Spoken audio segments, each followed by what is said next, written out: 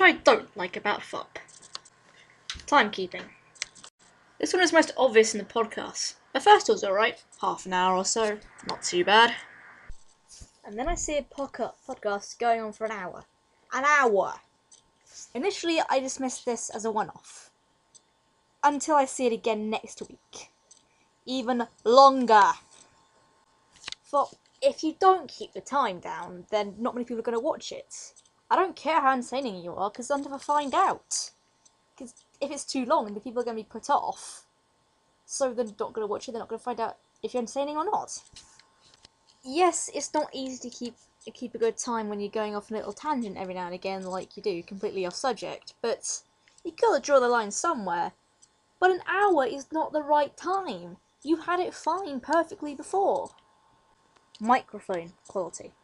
It's a personal bugbear of mine. When I can hear one person perfectly, but another person on the same video not perfectly at all, like really poor audio, it really, I don't know how to explain it, but it just makes me feel a bit really. I know it's not something you can help, and I appreciate that, but it's not fair to randomly pick someone for a podcast / interview only for them to be told that the microphone isn't good enough. I understand that, but you did ask what I don't like about this. So if I'm being nitpicky, you asked. So I know it's I know headphone quality is not something you can really help, but you asked what I didn't like. Now, what I do like about FOP. I specifically like the idea about FOP. That's probably my favourite bit about it, but that's probably not what you meant. You probably wanted specific features. Well, I like the abridged Mario series. That was like an awful lot of work and time to get all the voices together and get it all synced together. That must be a lot of work, and it does show. And despite what I said previously, I do like the podcast interviews. It's really good to know about other people in the community of FOP. It's really great ideas of doing it, and you get to learn some stuff from new let's playing techniques from the podcast, and the random questions and interviews are just fantastic.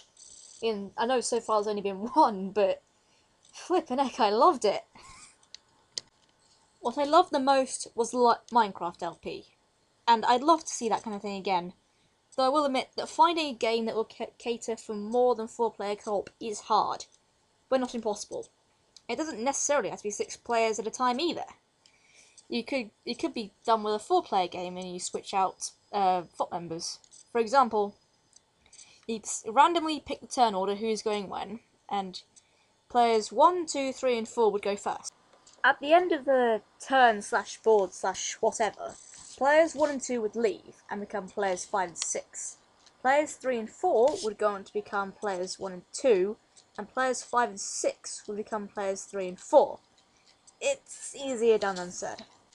And that's all I have. And the things that I do like about FOP and dislike about FOP that can't really be put into words or aren't too obvious to me at this present time. But yeah, that's all I got for you now. So yeah, hope I win.